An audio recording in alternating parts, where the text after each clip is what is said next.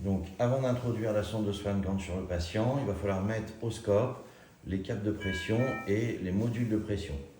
Donc, on revient sur le scope et on va les mettre déjà en mode Swan-Ganz. Allez-y.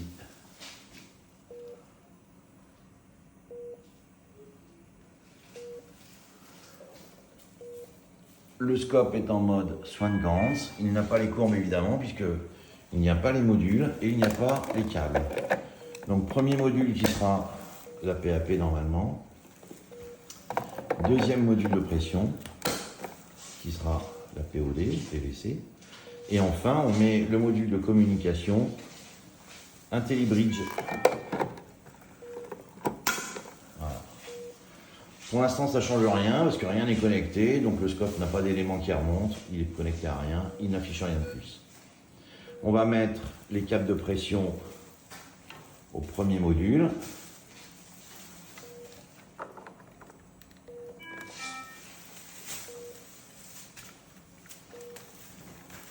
On met en réserve, on branchera la tête de pression après.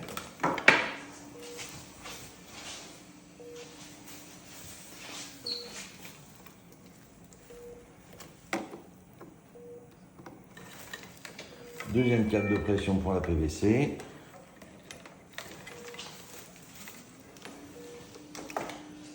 On met en réserve également. Et le câble de connectivité avec l'hémosphère.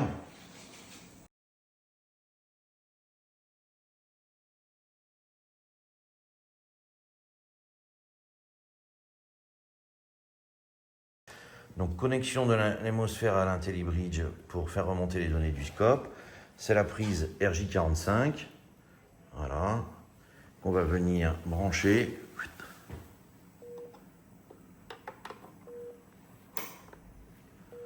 Et voilà. C'est bien branché. Derrière. Ah, ici. Et on voit bien que c'est allumé, comme quoi ça communique.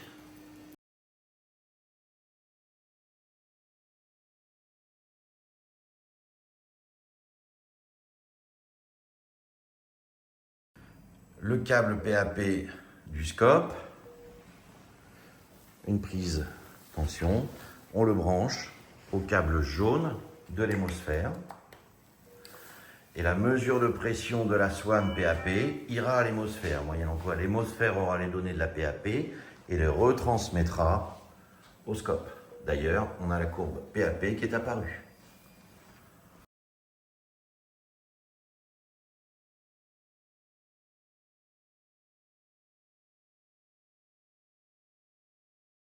On va brancher maintenant sur la sonde et purger les lignes de la PAP de la sonde et de la PVC. Donc, on prend les têtes de pression comme d'habitude, sachant qu'on se souvient que le patient il a déjà son artère lui, hein, et donc on a bien les trois courbes au scope qui montrent bien qu'il y a, enfin, il n'y en a que deux puisqu'il n'y en a qu'une qui n'est pas branchée, c'est la PVC. Ah oui mince, je n'étais peut-être pas obligé de... Si. Donc là, c'est la proximale. Ce sera la PVC. Donc, on purge. Et là où c'est intéressant, c'est de voir vraiment où ça va sortir sur la sonde pour tout le monde. On comprenne bien. Donc, je purge.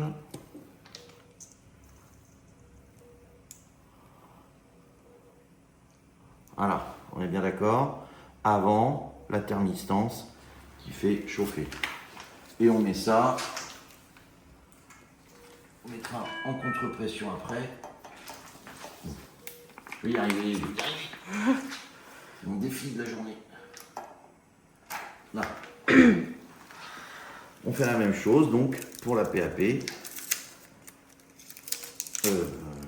Oui, j'ai fait la PVC.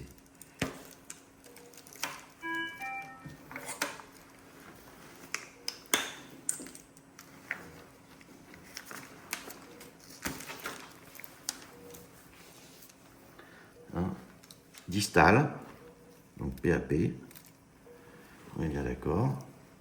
Et alors là, peut-être un peu d'ombre. Donc il faut que je tire la bobinette, sinon ça coule pas, c'est vrai.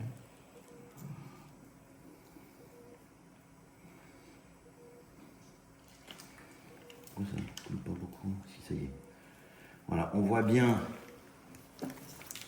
si je gonfle le ballonnet.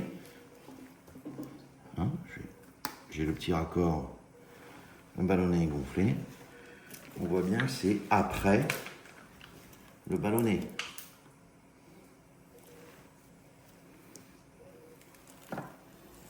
Ouais, là je peux pas, il me faut une main, une autre main. Merci.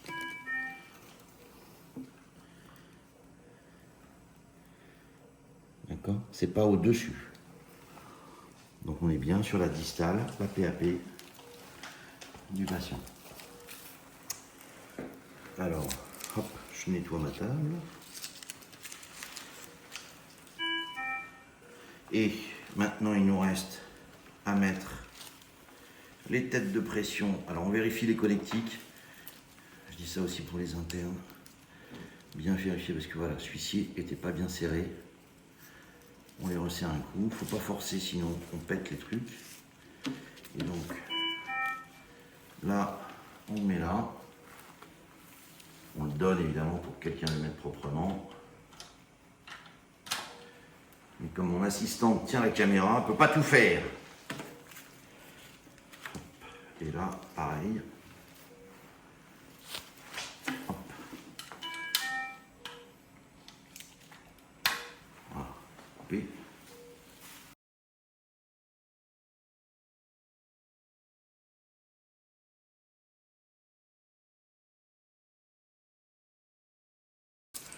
La PAP avec le câble de l'hémosphère.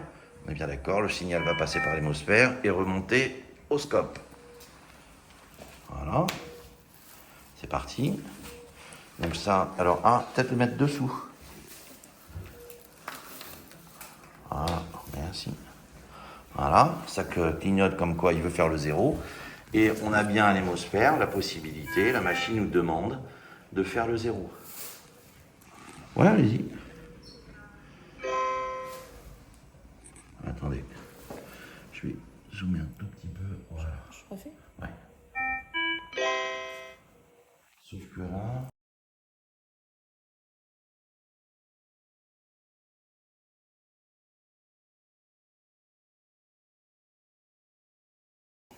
Je refilme.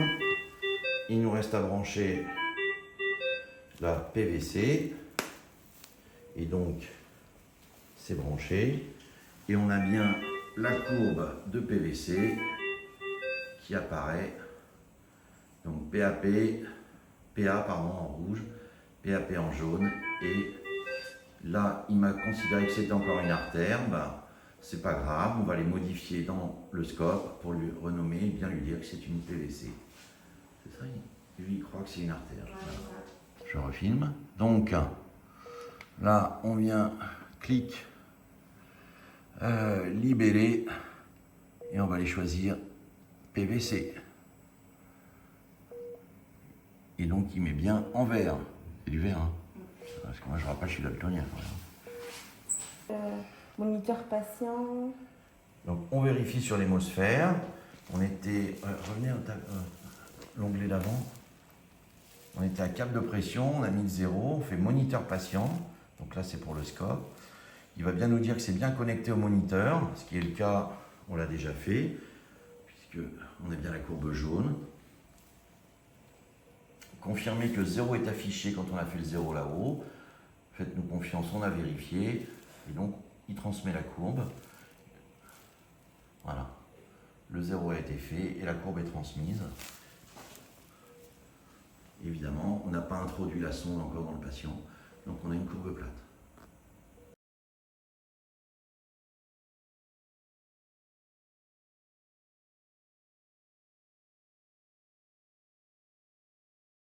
C'est bon. Donc on va pouvoir reprendre maintenant. Tout est connecté, on vérifie bien. On a la petite lumière de la SCVO2, on a fait la calibration tout à l'heure. On a mis à 0 nos têtes de pression. Il nous restera, on a mis la SCVO2 qui est connectée. Il nous restera les mesures de débit cardiaque qu'on fera à la fin, puisque ce n'est pas utile de le faire maintenant. Et donc on va introduire la sonde dans le cordis qu'on a posé tout à l'heure et qui est bien purgé, même si là évidemment on fait semblant et qu'il n'y a pas la tubulure. On remarque que la sonde elle a une courbure naturelle et qu'on va essayer de respecter cette courbure naturelle puisqu'on va rentrer en jugulaire droit.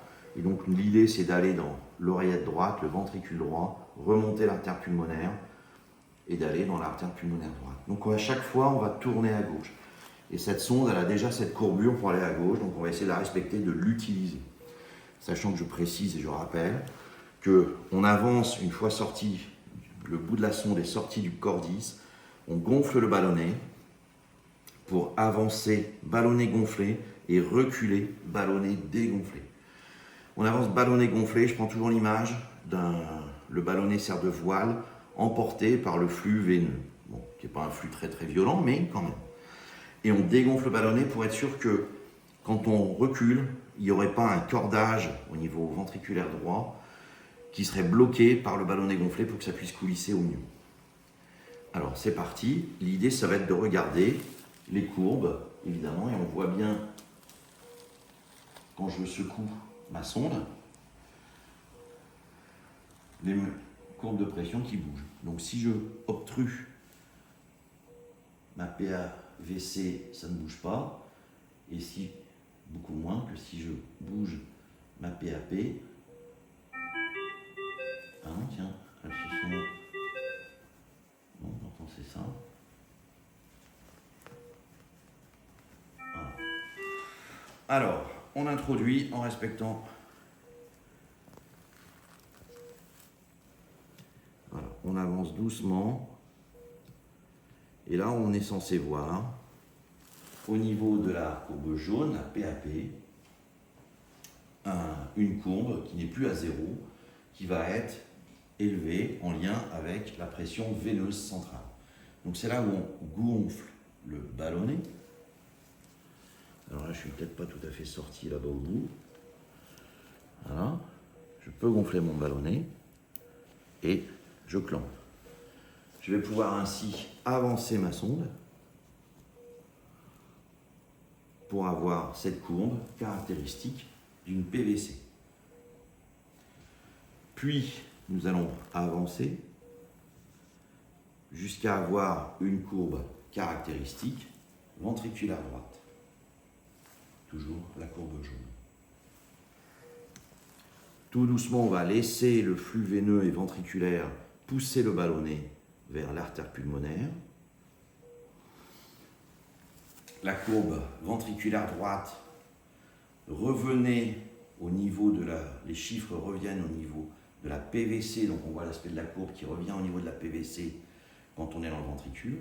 Et à partir du moment où on bascule dans l'artère pulmonaire, la courbe de pression ne redescend plus au niveau de la PVC, puisque cette fois-ci on est dans l'artère pulmonaire, les valves pulmonaires se ferment et donc restent à un niveau intermédiaire entre le chiffre de systole ventriculaire de l'artère pulmonaire et le chiffre de diastole auriculaire droite.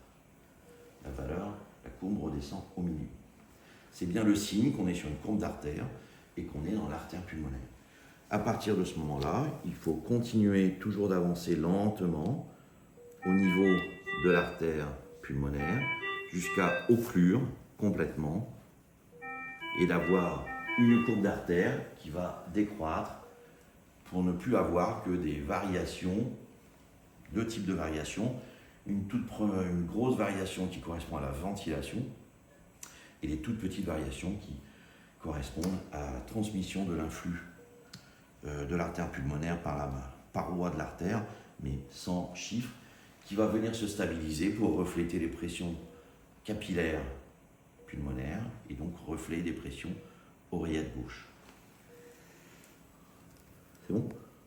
Si à un moment donné on voit la courbe verte, donc les pressions, c'est bon? Les pressions oreillette droite qui prennent une courbe de type ventriculaire, ça veut dire que cette zone de mon capteur de pression de ma sonde est allée trop loin.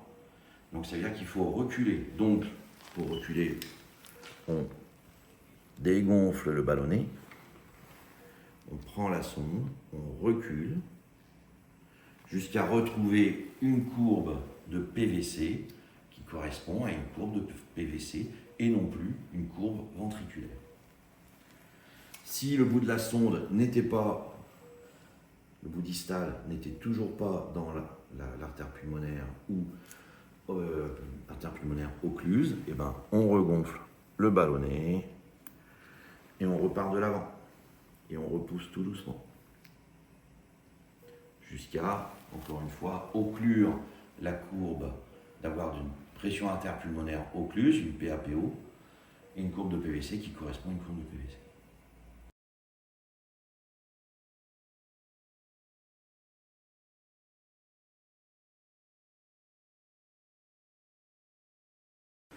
La sonde est en place, on a les courbes qui vont bien. Quand on pousse le ballonnet, on a bien une courbe de PAPO, donc tout va bien. Donc on dégonfle le ballonnet et on laisse les choses en l'état. On gonflera le ballonnet quand on veut faire un point hémodynamique. À partir de là, il va falloir faire le pansement et connecter les autres éléments. C'est là où on reprend la capote et on voit qu'on a un clips. Donc on va aller sur ce dispositif clipsé et tourner. Déclipser ici. Ah oui. Ah oui. Non. Ah bah si. Je tiens pas comme il faut. Et donc on a 0 et 1. 0 c'est ouvert, 1 c'est fermé. Ce qui fait que l'intérieur de la sonde est propre. Là, je peux clipser parce que si on a besoin de remobiliser la sonde, je vais pouvoir la pousser, la reculer, la repousser, la reculer. Je laisse tomber les images. Et donc, par contre, ça, ce ne sera plus stérile. Hors de question que ça rentre dedans. La capote est mise, tout va bien. On va faire le pansement. Donc on prend des Tegaderm pour faire gentiment ce que j'appelle le pansement en madrilène ou en portefeuille. Côté madrilène, il me fait voir un peu plus voyager, bien sûr. Qui consiste à mettre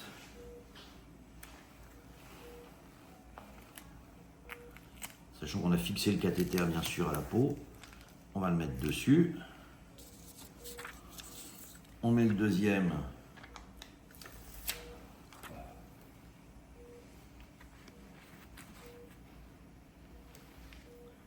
Évidemment, je ne l'ai pas dit, mais on renettoie, on enlève le sang, on met de la chlorhexidine, on fait tout ce qu'il faut comme d'habitude. Et donc, on n'a plus qu'à enlever ça. Donc, il colle bien, évidemment. Et je peux pas l'enlever celui-là.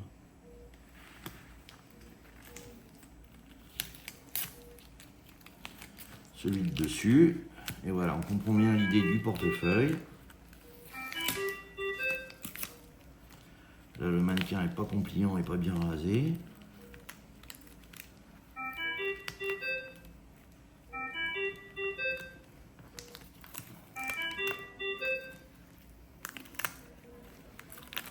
Voilà. Tout est pris dedans, c'est bien pris au niveau de la peau. Tout il est propre. Sachant que c'est pour 4 ou 5 jours maximum.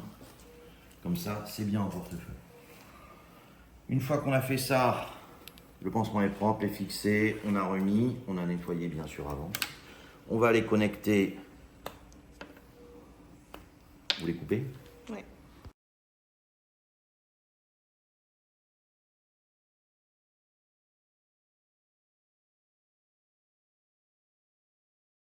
C'est bon. Donc là, on n'a plus besoin des stériles et on va connecter la thermistance et la mesure de température pour les calculs automatisés du débit cardiaque. Donc, le fil rouge sur le bouton vert, comme d'habitude. Voilà, on enfonce bien. Ici, il faut être très vigilant. Il y a des tout petits câbles picots électriques à l'intérieur. Et il faut vraiment bien les mettre l'un en face de l'autre. S'il y en a un de travers, après c'est foutu, il faut changer la sonde. Et là, on vient visser pour être sûr que ça ne bouge pas. Hop, c'est vissé. Il nous restera sur la machine, sur l'hémosphère, pardon, d'aller lancer la mesure du débit cardiaque. Et donc, la machine va lancer, faire ses mesures de thermistance et de débit cardiaque de manière alternative. On reviendra dessus sur les vidéos suivantes.